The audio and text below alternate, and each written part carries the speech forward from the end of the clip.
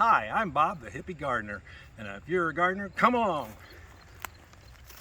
I grow a lot of different varieties every year, and so, when you grow different varieties every year, you gotta buy a lot of different kinds of seed, right? So, you don't necessarily have to buy seeds. Some varieties you can save seeds for. And I tend to save varieties that do very well in the garden. Here's an example.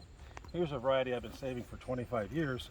All the other varieties are pretty much dead in the garden. This one's putting on tomatoes to beat the band here, man. They're just going nuts. So I get to eat this tomato late in the season. And it's called Less's Sweet Japanese Tomato. And so tomato seeds are easy to save. Okay, let's come over here and I'll show you some things that I've got. So I also grow a lot of different kinds of bean seeds.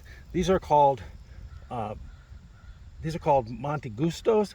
These are called Northeastern. These are the purple poles. These are Vortex. These are Monte Cristos. These are dragon beans, and these are Bush Blue Lake. So if you were to buy these, you're going to spend a lot of money on seed. Again, so you don't really have to buy seed. Once you buy the seed once, you can save it every year. You just have to be sure that you're not growing a hybrid variety. Hybrids are where they take the pollen from one plant to pollinate a different variety, and they have a hybrid. And that's fine. It can often result in a great crop, but when you plant that, you don't know what you're going to get. Just like when you have a child with someone, you don't know what you're going to get. So what we can do with these is make sure that they're not hybrid varieties. So they're just what we call heirloom varieties, okay? And all of these are heirlooms. So do you need to save the best tomato off the plants? Not really. These are all from the same plants. Okay, so you can save any of these tomatoes and you're going to get basically the same plants when you grow them. And saving tomato seeds is easy. A lot of people will just cut them out and throw them on a plate, but what I like to do is make sure that they're kind of ready to go and easy to handle. What I do is I cut the tomato in half, and I just squeeze out the seeds out of the seed cavity.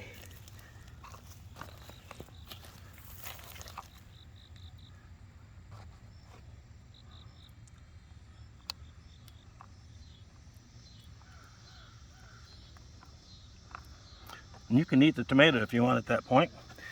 So what I do is I cover this and I let it sit for about a week. After a week, there'll be a film of mold on top, and the seeds will have fermented. You want to keep it covered so the flies and gnats don't get in it. But after a week, you take it and you put it in a strainer, you run cold water on it to get all the muck out, to take all the pieces out, and then you take the seeds that are left and you pour them on a plate and wait for that to dry. And what you'll get when you're done, a bunch of loose seeds that look like that.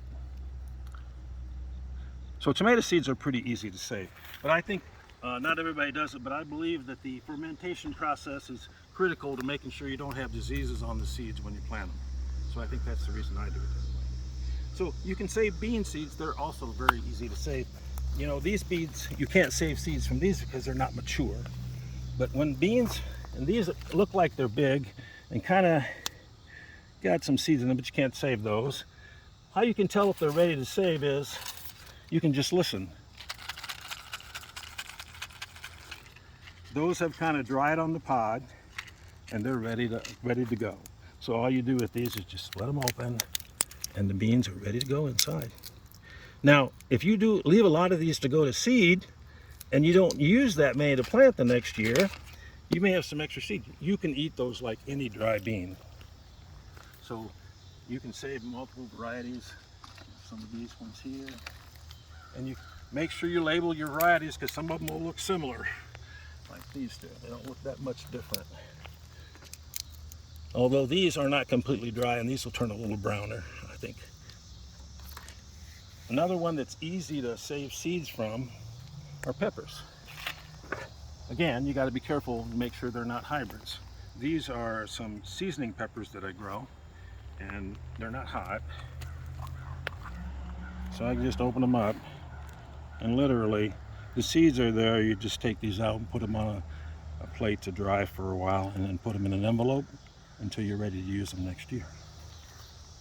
These are great peppers, by the way. Not hot.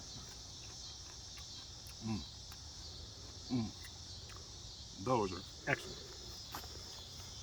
Another easy one to save seeds from is an okra. And you got to wait till they get kind of big and ridgy. This one isn't completely ripe. The same rule really applies with this. When you shake them, they should rattle. This one obviously does not, so it's not ready, but I'm using it as an example to show here. So if I open it up, you can see that when it's shaking like a rattle, there's your okra seeds. They'll be brown or darkish brown black when it's ripe. So you don't have to pay high prices from seed companies anymore. Seeds are getting very expensive. Some of them I saw this year were 10 cents a seed. That doesn't sound like much, but when you're doing it with a garden like this, seed costs can really impact your input costs. So anyway, that's my little piece today on saving seeds.